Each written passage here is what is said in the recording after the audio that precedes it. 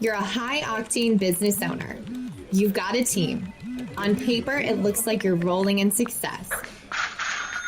But there's a voice inside of you whisper screaming, "This isn't sustainable.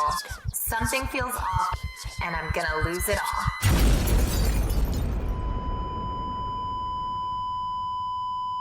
Sound familiar? That's where I come in.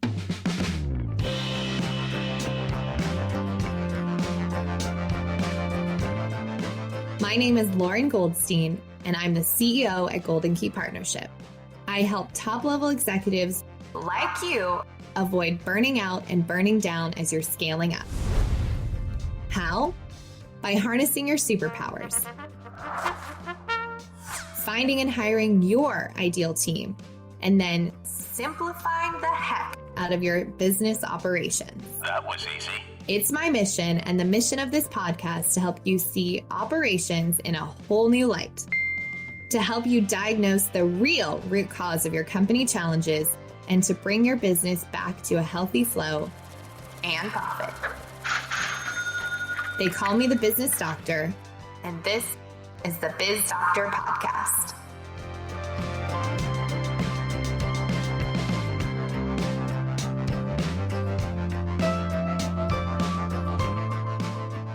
Welcome back.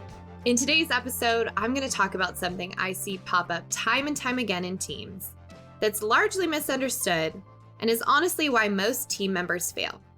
Spoiler alert, it's not actually what you think. This episode is for anyone that has a team, wants to hire a team, or just plain interested in being a better team player. I've been helping business owners create high-performing teams and businesses for over 11 years, so you can imagine all the things that I have seen.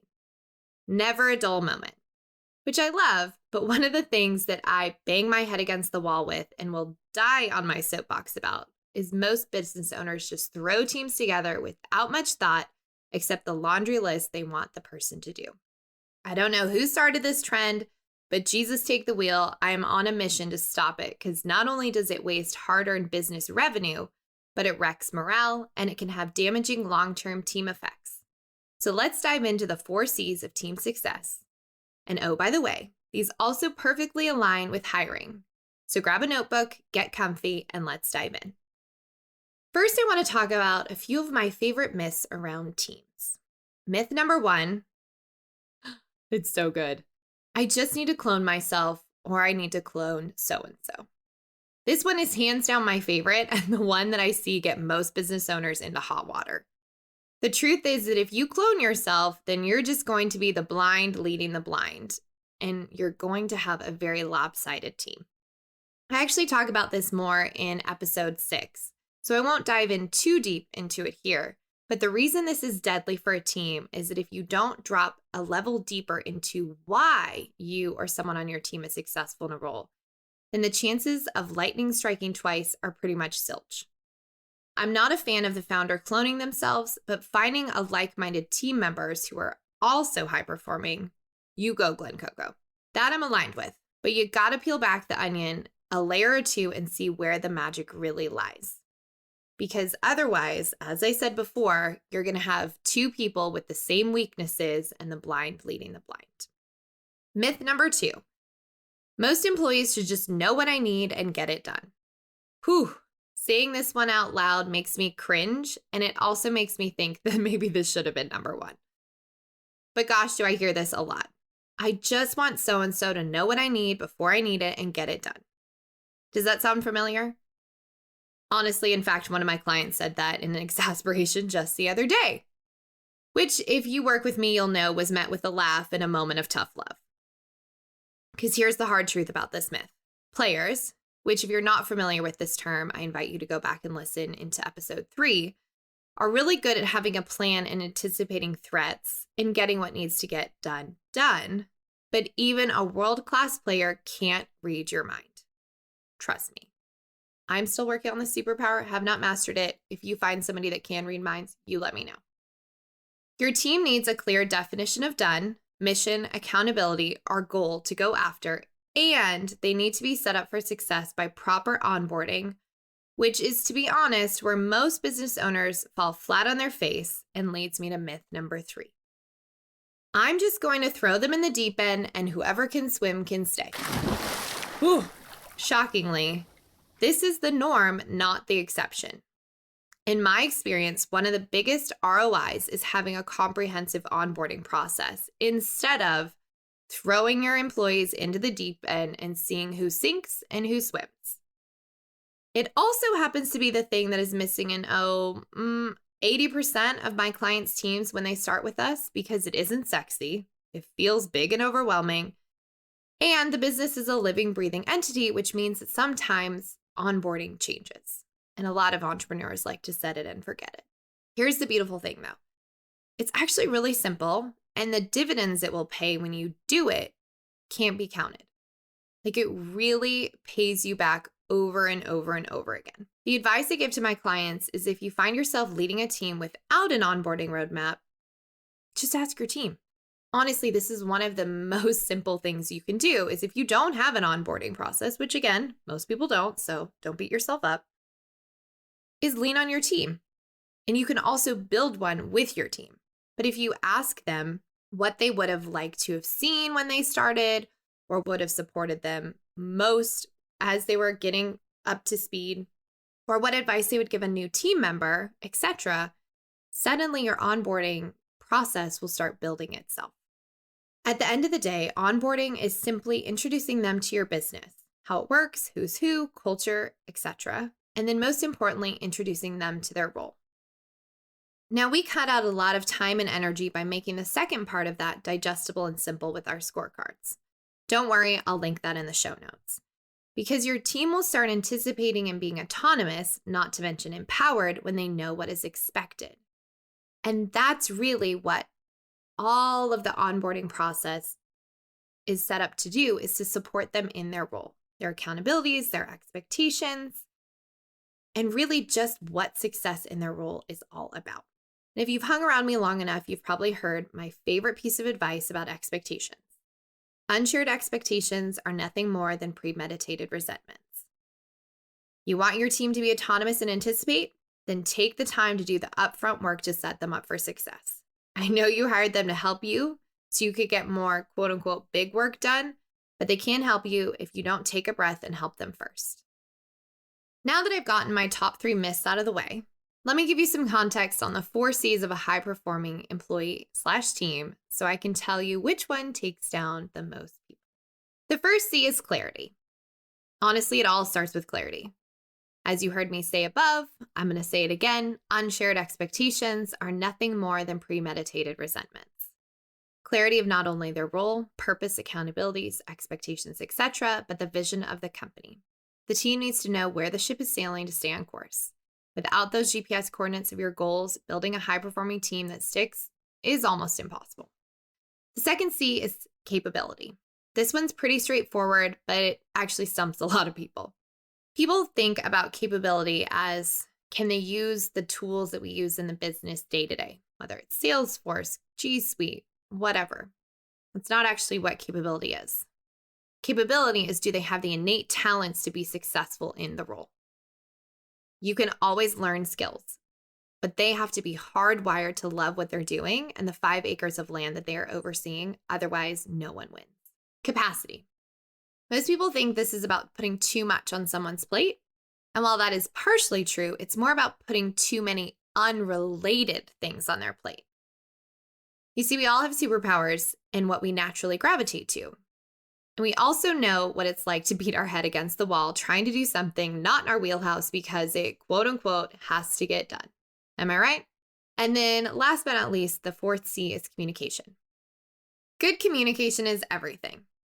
It really is the secret sauce to a great team. I like to find out how my team processes information, how they like to get feedback, how they like to be acknowledged, and communicate to them that our company communication is bidirectional.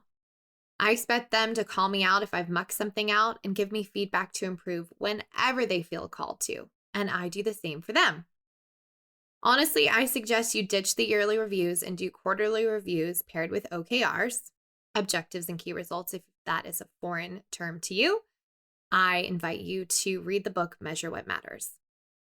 And then address anything in real time. The more feedback and communication you have, the better the team will run. It really keeps trust and momentum up, as well as improves the body of business as you grow. So now that you know the basic definitions of the 4 C's, let's dive into the one that I see take down most teams: capacity. The reason this one takes down so many is because no matter how great you are on the other 3, if you hang your employee out to dry by adding too many unrelated accountabilities on them, it won't be long before tick, tick, boom. As I mentioned before, we all naturally go towards the things we're good at and enjoy. And when that is the whole of your role, it is a dream. But if you have things outside your wheelhouse, it's a slog. And more often than not, those items will get lower priority. I see this a lot with a manager who thinks something is important, but the employee doesn't. So let me paint this picture. Oftentimes this happens because when you have things that are outside a skill set or a different energy, things that are not in that employee's skill set will get subconsciously deprioritized because they're harder to do and take them out of flow. So it's not necessarily that they don't think the thing is important. It's just that it takes so much energy for them to do it that they keep putting it off. We actually see this in daily life all the time. Just think about stuff that's on your to-do list that you're like, oh, this is something I really don't want to do. For me, it's anything having to do with the taxes or accounting.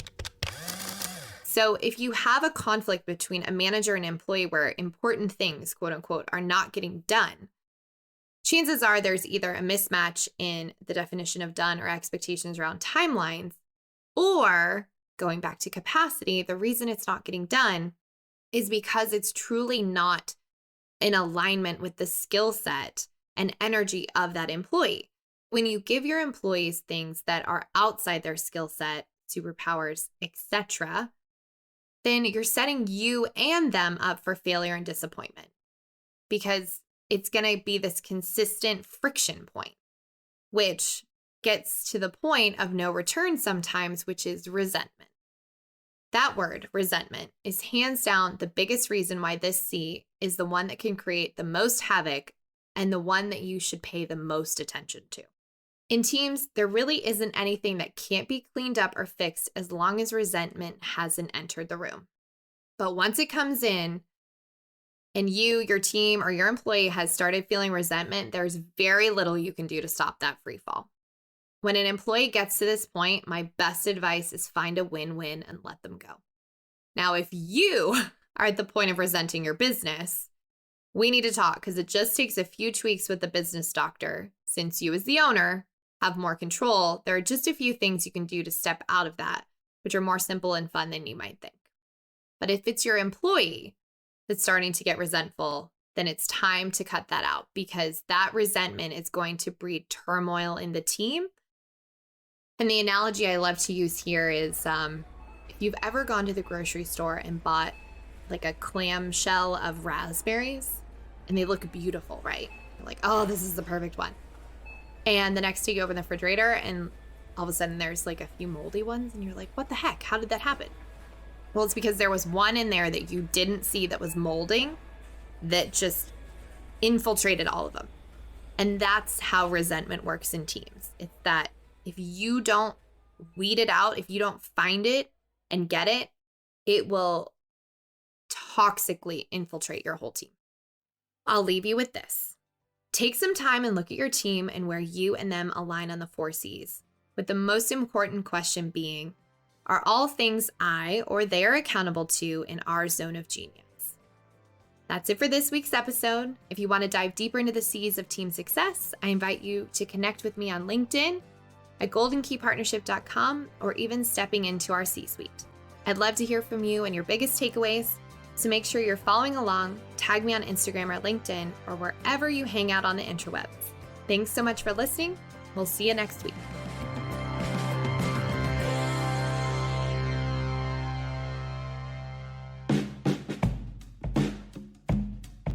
Thanks for listening to the Biz Doctor podcast.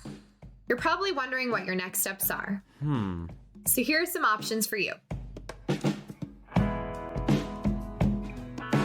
No matter what, head to the show notes or to my website at goldenkeypartnership.com. That's where you'll find 2 awesome business resources to help you unlock your team and your business, plus more information about stepping into the C-suite with me and my team. The C-suite is the only container of its kind for entrepreneurs. It was created to give you the tools to bridge the gap that most entrepreneurs have, learning how to be an effective business leader, and also providing the mental health support that is necessary to build a world-class business.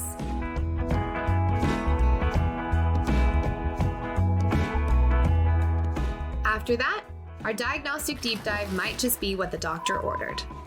This deep dive will help us identify what is really holding you and your business back from more profitability, impact, and sustainable growth. All of that info is on our website at goldenkeypartnership.com. I'd also love to connect with you on LinkedIn. Finally, if you love the Biz Doctor podcast, I'd be grateful if you share it with your friends and colleagues on social media or give us a 5-star review wherever you listen to your podcasts.